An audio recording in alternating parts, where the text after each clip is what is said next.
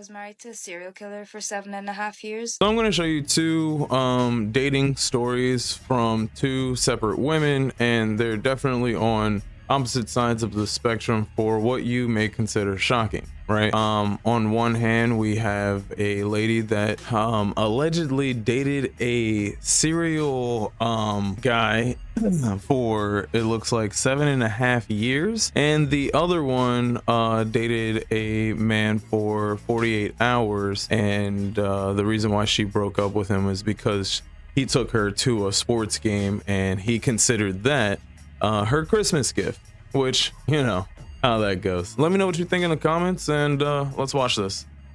Starting off strong. Girl, oh my, how were you married to this guy for 7.5 years? And I get it, maybe it's a different culture and I just don't understand it, right? Like I don't know the situation, I don't have the full context, and maybe I'm just being an uncultured fool. But me being that uncultured fool, not knowing any type of context, how does this happen? I'm actually flabbergasted. And he's very known in Egypt and the Arab world. And this was recent. This was like 7 months ago. So he had kidnapped my son from me 3 years ago. So wait, I wonder if she's like not afraid of any retaliation, because I've heard of things like that happening, especially, well, mostly in like the Tell, you know what I mean? That gang or affiliation. I hear a lot about retaliation for those who speak out about them. So I'm just thinking, like, I'm kind of actually scared for her. I'm worried. And anytime I tried to get him, he would basically try to kill me and try to ruin my life and try to find me. Like, I'd be at places and he'd just show up and I'd have to run. And it was just a flipping nightmare. So finally, when he got caught this May, end of May, they locked him up. He's gonna get hung very soon, hopefully. But the problem is, whenever he got locked up, he told the police that I was dead. So his mom took my son, and till now it's been 7 months. I haven't seen my son, I haven't heard from my son. She's kidnapped him. I filed all police papers, all court papers. I have full custody. I have educational custody. I have every single right. I just could not find this woman. So I just need the English world to hear my story, because very soon I'm going to be on a big channel, like something very big that we all have in our house. And I wonder if it's like not Sky News or like France 24 or something like that, or it's I think it's like the CNN equivalent, but for like overseas. I don't know. Maybe, again, uncultured. I have no clue. But this is very shocking that this was allowed to happen. And I hate that her safety now may potentially be at risk, all because she's defending herself. That just doesn't sound fair to me. So, and it looks like the comments are doing their thing as they always do. Looked it up. It's true. He had a popular TikTok account. Phonics. Who's watching this? Okay. A son's name is Zain Karim. Kidnapper's name is Hanan Sadka. We are listening in the USA. Me and my cat just looked at each other. I beg your finest pardon. Okay, so it looks like, I hope you reunite with your baby soon. So it looks like she hit her target audience for sure. You okay? والله انتي صح. انتي 1000% صح. ربنا عمل كل حاجة في الأرض ده لسبب. I believe this. I believe ربنا خلى السفاح ياخده مني ابني. I was married to a serial killer for 7.5 years. If you haven't already heard my story, please check out my profile. So the serial killer's mother kidnapped my son after the serial killer got locked up. Y'all were asking me for a picture of Zain. This is Zain. His name. Okay, so I mean, he's a very good-looking child, and I really, you know, I really pray, or I really hope that she's able to be I really do. If this is real, I really feel for this mom, man. That must be the hardest thing. This must be the hardest thing that she's going through, or ever imagine going through. I think this is probably the hardest thing anyone could imagine going through. You wouldn't imagine this. You wouldn't. This is so sad. His name is Zain Karim. I feel like this is real life. He's right beside me right now. It's so sad.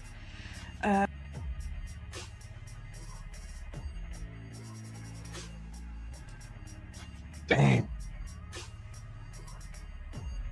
Damn, bro. I wasn't I didn't have crying on my agenda for today. But here we are. That's so sad, man. That is so sad. You spell it Zaynkarim. He is beautiful, handsome, kind, amazing young boy. Beautiful long eyelashes. He's the type of child that holds the door open for you, treats you like a queen. He's such an amazing boy. I need him back in my life ASAP. If anyone knows his location, if anyone knows how to find him, his kidnapper's name is Hanan, Hanan. Sadaka, Sadaka. If anyone can locate them, please let me know. He's either in Egypt or in America. So that's strange. How is a person, high profile or not, able to escape this much public opinion for so long? How is he able to skate by this for so long? I don't understand it. Maybe it's just because there's different laws, or maybe it's because I don't know. Maybe it's because he's, again, just high profile. I don't know. Specifically Michigan. If anyone can help me, my GoFundMe is in my profile. I was working in the UK. As soon as I heard that I could get my son back, I came back to Egypt, quit my job. I've been living off my savings. So if anyone can share my GoFundMe, that would be highly appreciated. Yeah, that's crazy. Man, I am so sorry this happened to you. Now, let's see what's on the opposite side of the spectrum here. Now, can I just say, I don't really know what's going on with, and I hate to say it because I'm on that team, but I don't know what's going on with these men these days. All I hear is like terrible stories about dating and like what it's like basically in this new age of dating, I guess. And I don't even know what this new age of dating is because I've been out of it for like 5 years. And I think that's when it kind of like changed over, because I was out of dating when COVID started. So online dating had already changed everything pre-COVID, and during COVID, online dating changed again because it introduced like video chatting and stuff like that, so you can get to know somebody, the other person behind the screen, without actually having to meet up with them, because you couldn't at the time. So it's like it changed. Like I said, it changed during COVID, and then I might have to like, you know what? I don't have to blur anything out because I have no monetization. But it might like shadow whatever. But and then I can only imagine after COVID it changed again, just because we can see each other again, right? So, and I have no clue what that dating scene looks like because I was out of it right before COVID hit. It was crazy. It was a fun time before it changed and, you know, COVID hit. And I'm sure probably after, even like right now, because the way people are complaining, it just doesn't seem like a fun place to be. It seems like a jail sentence, to be quite honest. It seems like, you know, online dating might like be coming to an end. People might just be, you know, going back to how it was before, with finding somebody in the wild, one might say. So now let's check out, you know, this lady's video, see what she has to say. I was in a relationship with a guy for about 48 hours, and then I decided to break up with him because he got us tickets to go see a Commanders game, and on the way to the stadium he turned to me and said, "By the way, this is your Christmas gift." Yeah, see, that's kind of bold. You can't be doing that, fellas. You cannot be doing that. You're getting and I'm never really a fan of taking like a woman. I was never a fan of taking a woman to like a sports game, because like women just generally aren't into sports the same way men are, right? It's different with my wife now because she's never been, I think she's been to a couple sports games, but like she's never been to hockey or baseball, and I really want to take her to these sports games. right? So that she can experience it. But like typical American women don't really like, or conventional, I guess. I don't know. I'm just gonna say typical American women don't typically like going to sports games. Why? Because it stinks there, the food's expensive, there's not really good picks of food a lot of the time, and the seats are cramped. It's either too hot or too cold, or it might even be raining that day out of nowhere. There's people arguing, there's people yelling, it's loud. She probably doesn't know how the game works. It's a whole bunch of, and that's just the experience, you know, not even just like the football itself. So why? And I don't like sports. So suddenly I felt very conflicting emotions. What did I just say? Why would you take, like, well, I mean, granted, they've been dating for 48 hours. Okay. They were dating for 48 hours and he took her to this thinking it was a good idea. But like, that's what I'm saying. Why take a chance on this idea? Like this is a terrible idea. Terrible.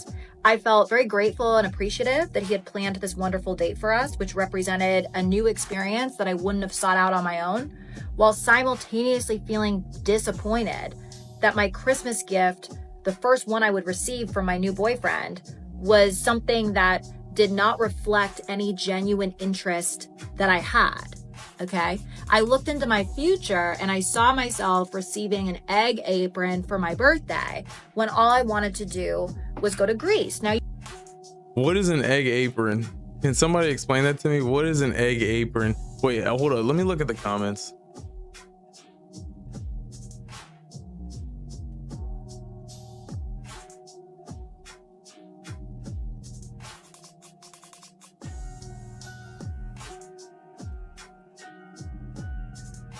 And we know the trick question. I would have been done when he let me pay over $300 for what? Did she pay for both of them to go to the sports event? Now I'm a little confused. Thank you for mentioning the egg apron. That was immediately what my mind went to. I think about the egg apron on every date. Like, would this guy get me an egg apron? What is an egg apron? What is an egg apron? Build a bear or a man. Would you give a guy an egg apron? Remember, it was already her egg apron. She was looking at. Yo, what is an egg apron? I'm confused. I'm a little confused, and I need some help from anybody in the comments. What is an egg apron? I just don't. Is it just like the style of the apron? Is it the shape of the apron? I don't know. Please let me know in the comments. you might see this and think to yourself, well, Caitlin, he was probably just joking. No, I don't think he was. And here's why I don't think he was joking. On our second date, he turned to me and said, hey, let's play a game. I'm going to ask you 4 questions. If you answer all 4 questions correctly, I will take you to a really nice dinner. If you answer any of the questions incorrectly, you have to take me to a really nice dinner. And I said, oh, game on. A fun, sexy bet. Okay. The last question was a trick question. I'd been drinking, so I answered it incorrectly. He goes, oh, you have to take me to dinner. He then, the next day, books us a dinner reservation at a Michelin star restaurant in My wife already saw this. DC. I was very excited to go on a date with this guy that I'm smitten with. It was maybe our 3rd or 4th date. We hadn't known each other for very long. I bought a new outfit. I got my hair done. I go over to his apartment. I looked amazing. The whole time I'm thinking, he's not going to make me pay for this date. Okay, but I'm going to be real. You got the question wrong, and he said the rules of the game were if you get it wrong, you are gonna pay. If I get it wrong, I'm gonna pay. So I don't know. I like, those were the rules. He booked us the reservation at this nice place. But it's conflicting because he's taking her out. Like, why don't you let her pick the place if she's supposed to be paying? Like, that's how it normally goes, right? You're taking, because yeah, if you're taking her out and you're picking the place, then you're paying, especially because you chose the place. I don't know. That's why it's conflicting. However, he kept emphasizing, hey, don't worry, I'm not going to order any drinks at the restaurant because I don't want to rack up the bill. So I kind of began to realize, oh, I'm paying for this. And that's when she knew she fucked up. Then when the check did come, that's when she chose. My wife said that's when she chose Bear. Dog, I'm gonna be real, bro. Dog, she knew what she was in for. She already knew what she was in for when she started playing this game, and he started giving her the rules. Like she already knew. And when he did a dead face stare at her and was like, "Yeah, you're paying if you get this wrong." He probably was looking at her like, "Yo, if you get this wrong, you're paying for this luxurious date you're about to take me on, and I'm gonna choose where we're going. All right? Get it through your skull." I did pay for it. I did drop over $300 on a date with this guy. No. Ain't no way, dog. $300? $300? Dog, no way, bro. If you're spending $300 on a date and you're saying, "Oh, don't worry, I'm not gonna rack up the bill with drinks," what was that implying? That you were gonna rack up the bill with like a filet mignon?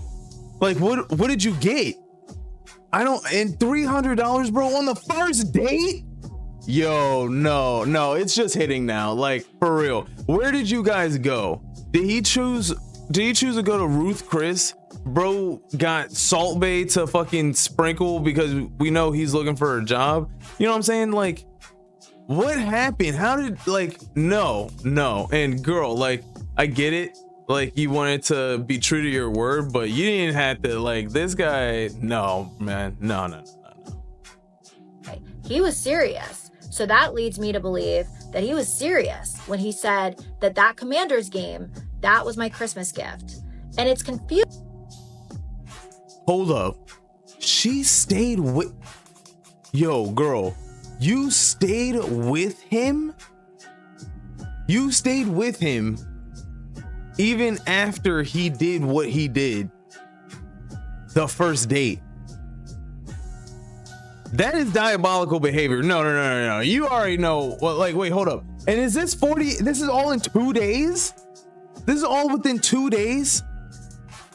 Am I hearing this right? Am I like, I can't, like, this can't be real. This cannot be real. Hold on. And I have to fix these edges. Not my edges. My edges are beautiful. I'm talking about like this whole thing right here. All right, continue. Confusing to be in that situation because the seats he got us at the game were really good.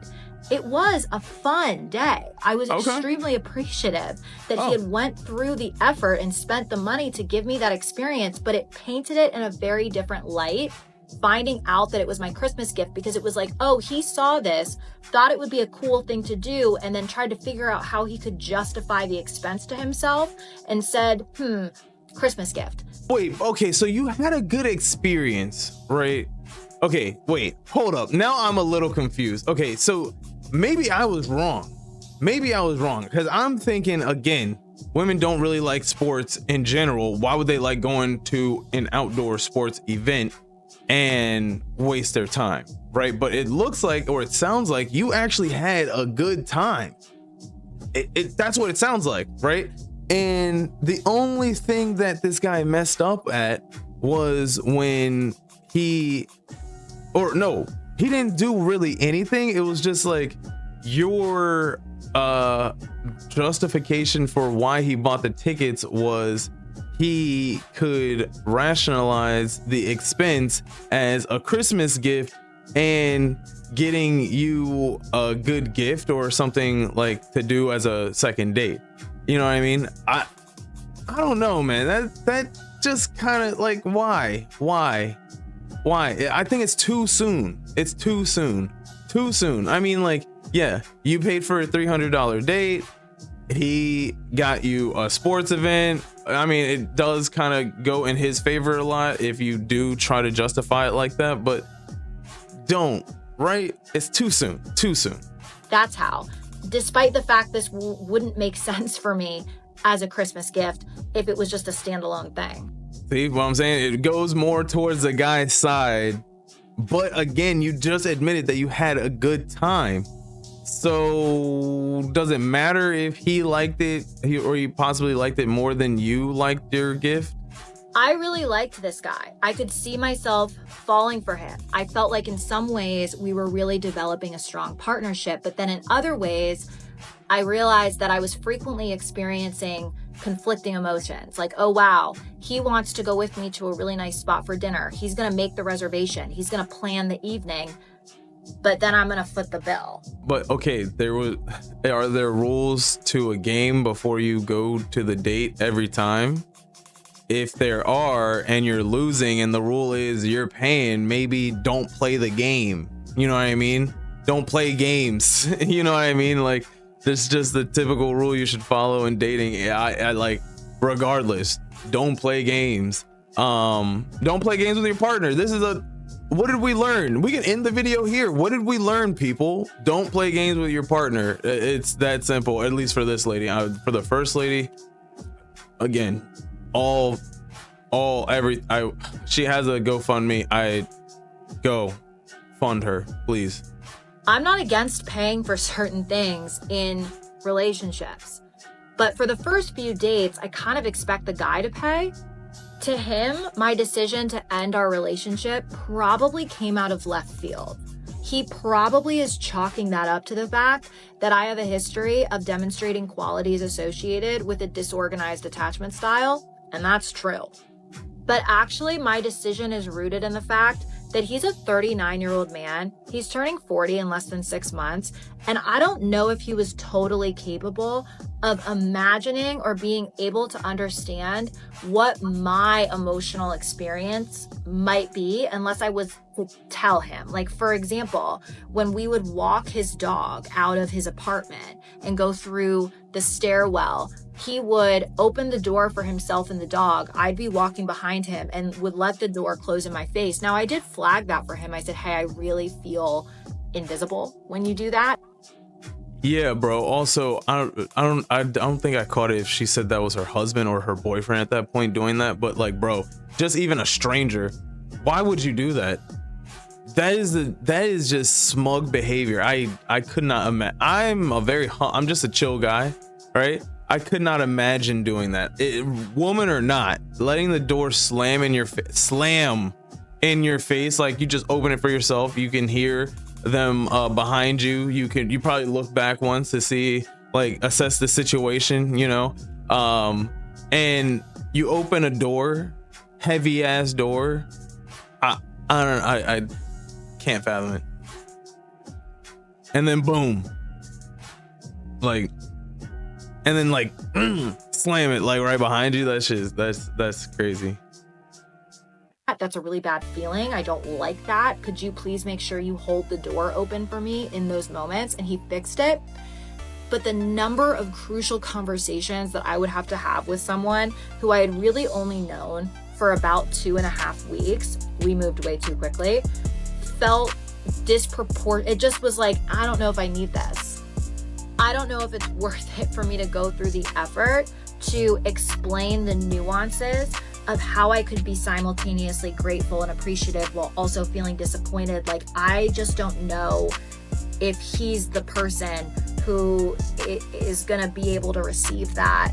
And do I want to even have to vocalize that after 2.5 weeks to someone who's supposed to be courting me? Yeah, see, and that's what I'm saying. You're moving, if you already know you're moving too fast, and first of all, you're within this trial period of a relationship. Let's be real. It's been 2 weeks, she said, that she's been in this relationship with this man. This is not even a relationship. This is acquaintances. We're just hanging out at this point, right? Like, let's be real. Let's just be 100% real.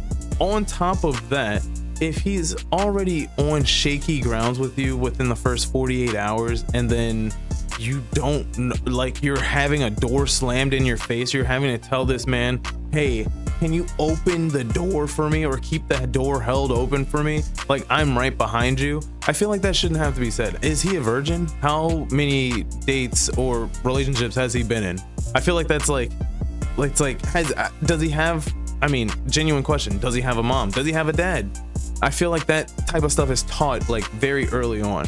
And if it happened more than once, or maybe I think it just happened the one time, like I think you said that you checked it, but like, I don't know. I feel like you just shouldn't have to check that type of stuff within the trial period of hanging out with somebody, right? I feel like, I mean, hey, and if you do and you decide to stay, then you should be on your toes about literally like there should be a thin line for what you should tolerate. Because if you just keep tolerating stuff and then the situation happens and happens and happens, then you're gonna be upset forever.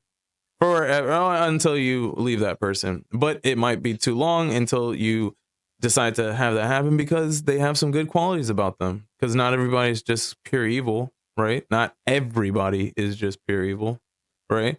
So I don't know. I kind of see both sides on this. But for this story only, man, that first story, if it is not bait and if it is true, I encourage you to go visit her page, and check it out for yourself. Check out her full story. She leaves all the details in Arabic. I don't know if you want to translate it or not, but it is it's heartbreaking. It's heartbreaking. Thank you for watching. I'll see you next time.